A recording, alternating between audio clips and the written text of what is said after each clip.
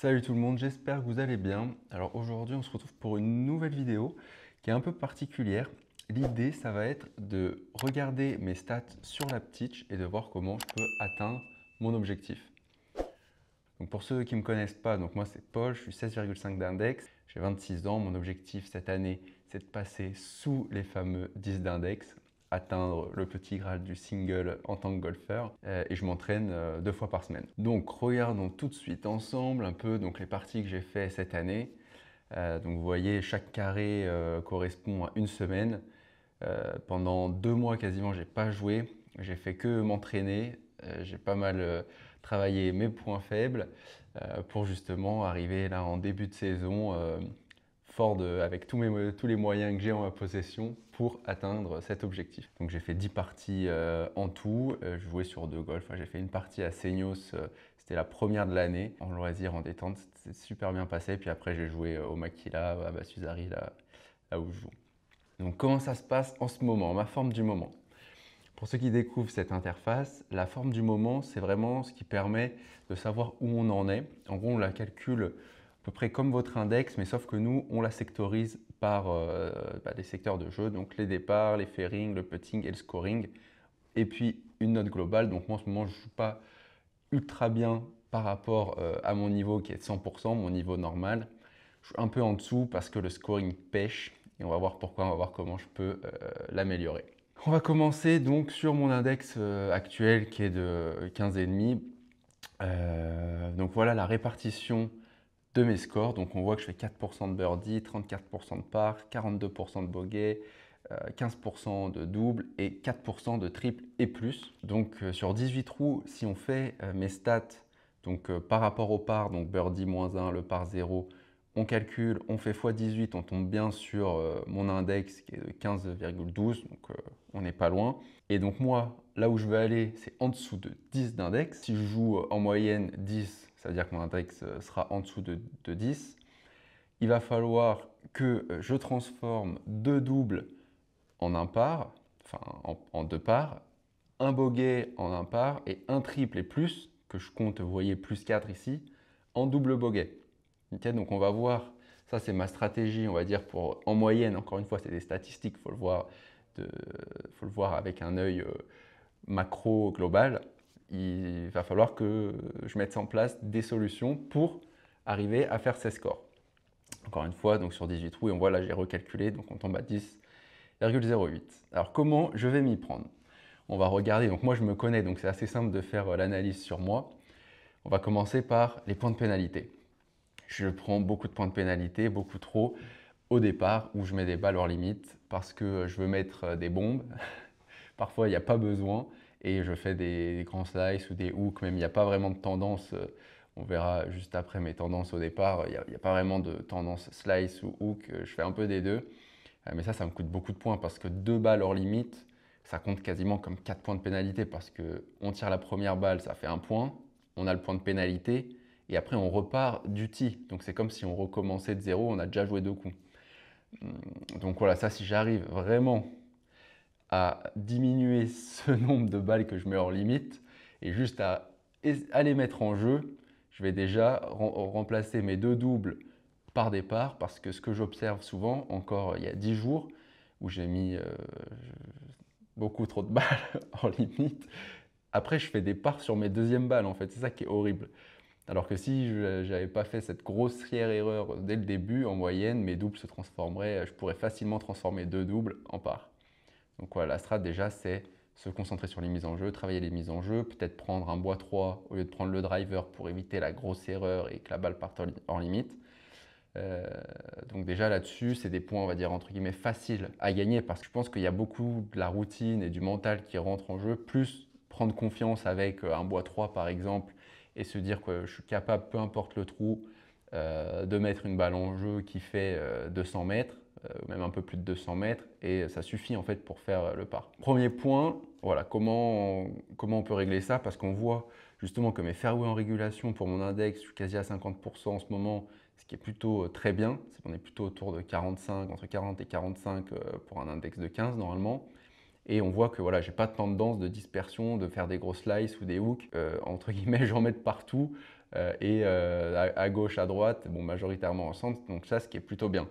C'est vraiment des très grosses erreurs qui sont ponctuelles, qui me font perdre beaucoup de points sur 18 trous. Au niveau du scoring global sur les attaques de green et les putts moyens, les attaques de green, c'est vraiment. Donc là, ce n'est pas les stats de green en régulation, c'est vraiment sur les attaques de green. Donc parfois, si je fais par exemple un par 4, je fais faire 5, puis je me place avec un pitch, ou alors je fais une attaque de green mais je loupe. Je sais pas, je fais une gratte et après j'ai encore une attaque de green parce que je ne suis pas assez proche pour dire que c'est une approche. C'est vraiment tout ça qu'on compte. Donc il y en a plus que de 18 dans une partie. On voit donc une tendance, si on traçait le fameux cercle, la zone de dispersion qui est bien trop long à gauche, trop court à droite. On voit que j'ai 2,5% trop long à gauche et 6,9% trop court à droite. Donc pour un droitier, c'est classique, et pour un gaucher, ce serait l'inverse, parce qu'en gros, soit on ferme la face, on fait un petit pull, la face elle est plus fermée, la balle elle part plus forte et elle part du coup long à gauche, soit une face un petit peu ouverte où on la cut, la balle elle fait un fade, ou un petit slice, elle a moins de longueur et elle finit court à droite. Et moi, ce qui est marquant, c'est que j'ai surtout 22,3% d'attaques qui sont trop courtes. Et donc ça, on va voir que c'est beaucoup trop.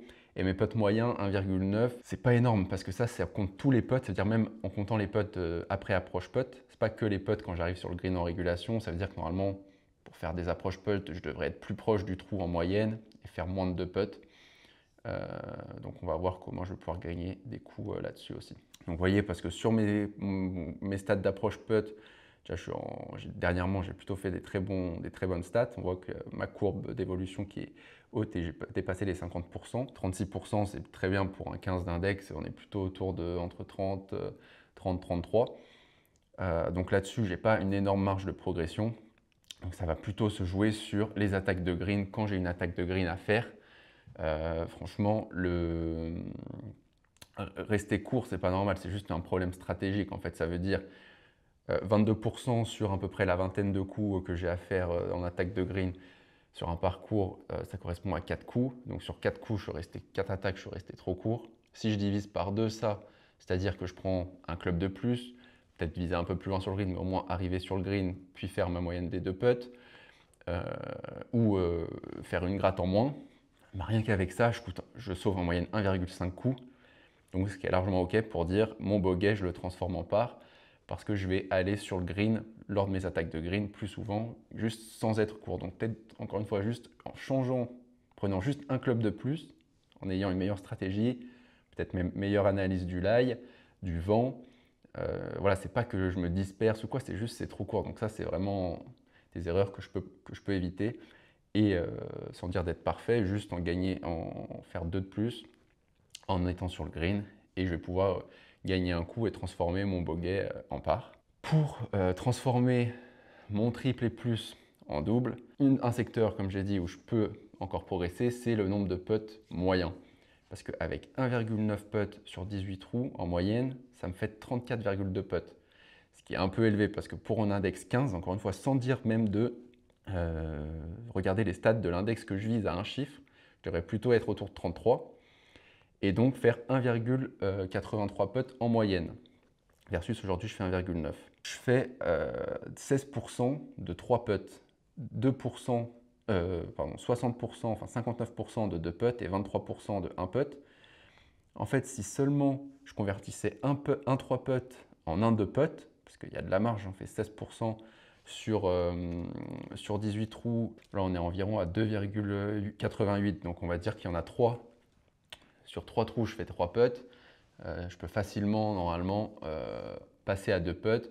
Ça passe par, bien évidemment, aussi être un peu plus précis au wedging ou sur les attaques de green pour être un peu plus proche des drapeaux et donc pas avoir des putts de plus de 15 mètres où là, le 3 putts peut vite arriver. Et donc en se concentrant là-dessus, juste 3 putts, le passer en 2 putts, je passe mon triple et plus en double. Et donc par rapport à ce qu'on s'est dit au début, en fait, on est pas mal pour transformer donc nos 2 doubles en par, notre bogey en par, notre triple et plus en double.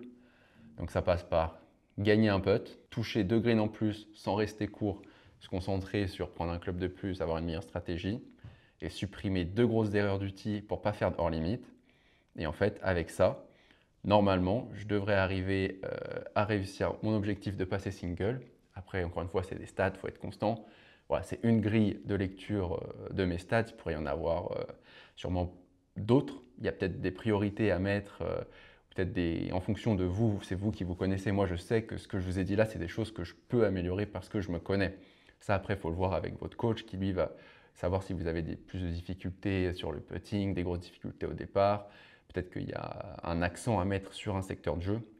En tout cas, pour moi, je sais que ne pas mettre de balle hors limite en prenant peut-être plus mon bois 3 que mon driver au départ, c'est possible. Gagner un 3 putt, c'est possible, j'ai de la marge de progression. Et encore une fois, juste surclober pour aller sur le green, je sais que c'est possible aussi. Ce n'est pas des efforts insoutenables à faire, je n'ai pas de limitation technique, c'est que ça va se jouer que dans la routine, dans de la stratégie, dans l'analyse. Bon, voilà pour la petite analyse. Maintenant, c'est à suivre, on va falloir mettre ça en œuvre pour les prochaines compétitions cette saison et je vous tiendrai au courant si l'index a bien suivi. Voilà, j'espère que vous avez aimé cette vidéo. N'hésitez pas à me dire en commentaire, à mettre un petit like si c'est le cas. Et surtout, dites-nous si vous voulez qu'on pousse dans ce type de vidéo. On pourrait même, pourquoi pas, prendre des stats de personnes de la commu et l'analyser. On pourra se faire accompagner, pourquoi pas, de coachs qui ont l'habitude d'analyser des stats. En tout cas, nous, on a bien kiffé faire ce format. Si vous voulez avoir vos stats et pouvoir faire l'analyse comme je viens de faire sur vous, n'hésitez pas à télécharger l'app, rentrez vos parties, vos cartes de score et vous allez avoir toutes vos statistiques. Comme d'hab, je vous souhaite plein de birdies et à la semaine prochaine.